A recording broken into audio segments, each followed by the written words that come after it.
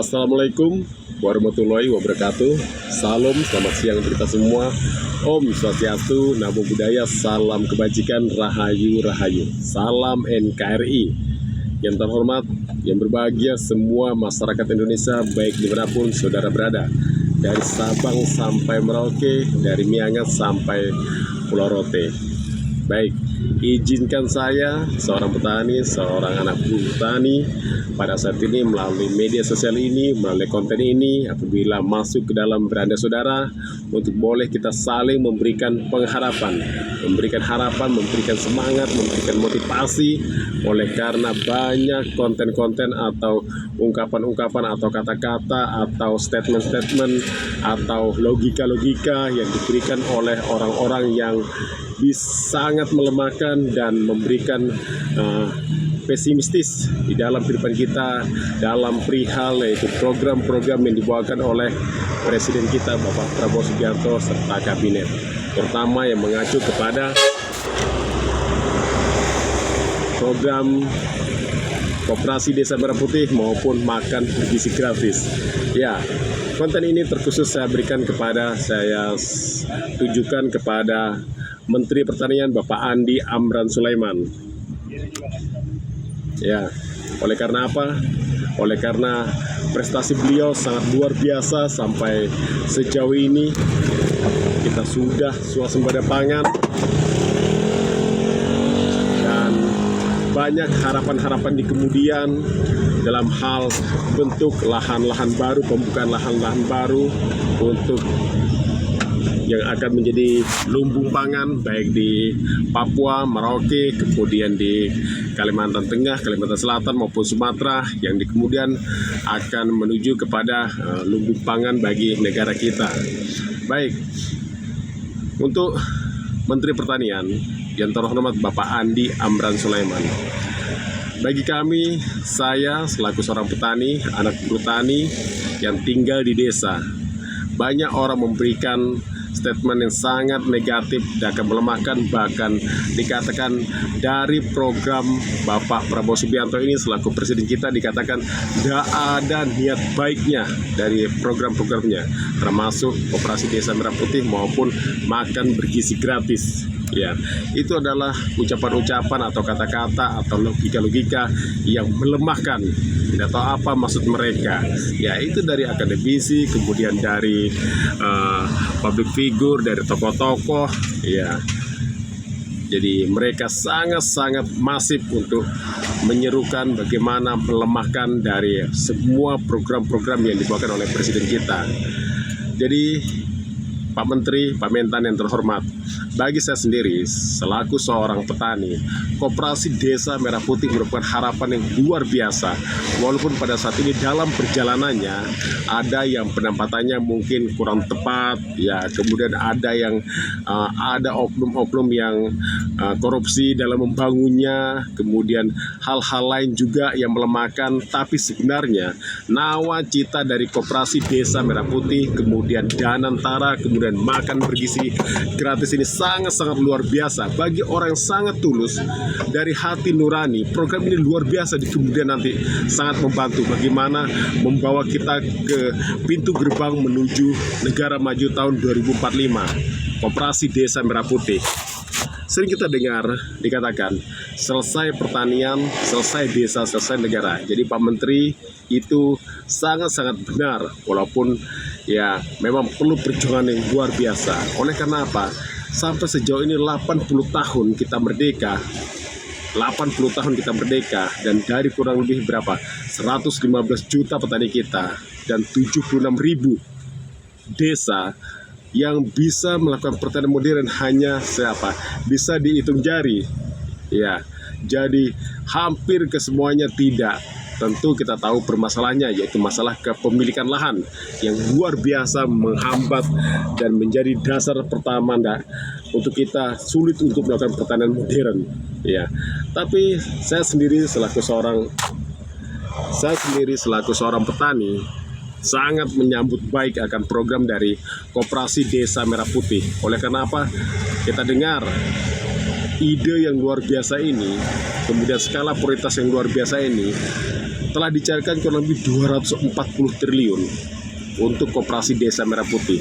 Yang sebenarnya kalau ini dikelola dengan baik, Koperasi Desa Merah Putih, maka bisa menyelesaikan masalah pertanian di desa.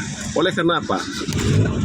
Oleh karena kepemilikan lahan tadi, sehingga sulit bagi para petani kurang lebih 115 juta petani kita untuk bertani secara modern. Sulit mereka, oleh karena mereka melakukan secara masing-masing. Anggaplah di suatu desa ada 1.000 atau 2.000 petani, maka ada 1.000 dan 2.000 manajemen yang dilakukan oleh masing-masing mereka dengan keterbatasan irigasi yang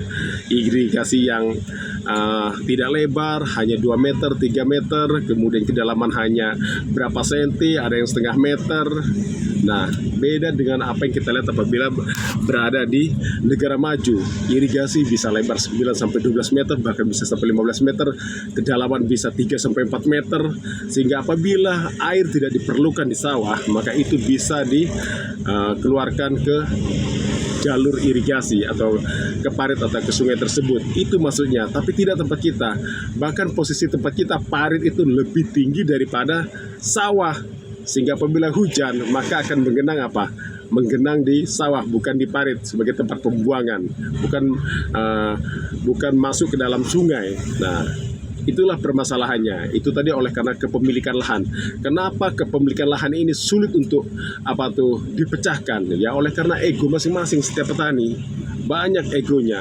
Ada yang tidak ingin irigasinya diperlebar atau diperdalam karena nanti akan akan menyempitkan lahan mereka.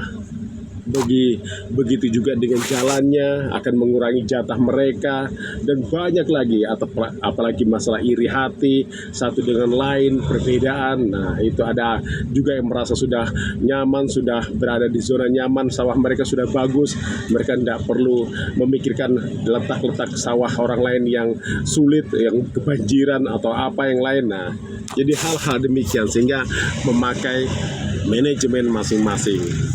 Harapannya melalui Koperasi Desa Merah Putih, kalau kita lihat di negara maju bahwa pengelolaan itu satu manajemen, nah itu kita tinggal disebut kata mantan presiden kita yang terdahulu yang sangat populer, Pak Jokowi, tinggal di copy paste bagaimana kita bisa membuat menjadi satu manajemen. Maka itu hal yang sangat luar biasa untuk dimulai oleh Koperasi Desa Merah Putih. Bagaimana pimpinan Koperasi Desa Merah Putih, manajernya yang telah ditunjuk untuk bisa melakukan program ini, yaitu mengelola dengan satu manajemen. Seperti hanya di Merauke, itu sudah terlihat bagaimana tanah adat, bagaimana tanah ulayat dikumpulkan masyarakat adat, sehingga dibuat kesepakatan bagaimana kesepakatan itu menguntungkan bagi masyarakat, sehingga mereka memberikan lahan mereka untuk bisa dikelola oleh satu manajemen.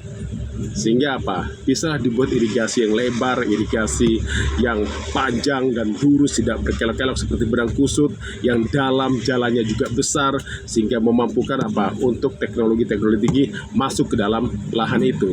Demikian terjadi. Ya, itulah yang harus dilakukan oleh Koperasi Desa Merah Putih dengan dana yang luar biasa. Sehingga dengan demikian semua menjadi mempermudah, menjadi efisien, menjadi produktif. Lahan-lahan yang tidak aktif diaktifkan banyak lagi, sehingga di situ tercipta banyak lapangan pekerjaan. Jadi Pak Menteri luar biasa, jadi Pak Mentan jadi luar biasa dari program ini. Kalau ada orang yang mengetahui cara untuk melakukannya, ya sangat luar biasa. Karena kurang lebih demikian, maka apabila sudah terjadi kesepakatan tadi sehingga bisa dikelola dalam satu manajemen oleh Koperasi Desa Merah Putih, itu gambaran saya, atau mungkin yang lainnya, tapi ini oleh karena Koperasi Desa Merah Putih sangat disorot, ya ini kesempatan luar biasa.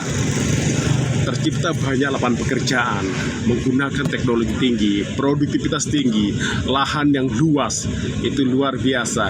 Dari kesemuanya, baik di lahan sawah, lahan basah maupun lahan kering, menggunakan teknologi sehingga apapun permintaan dari MBG terhadap kebutuhan-kebutuhan dari dapur MBG sehingga bisa terpenuhi.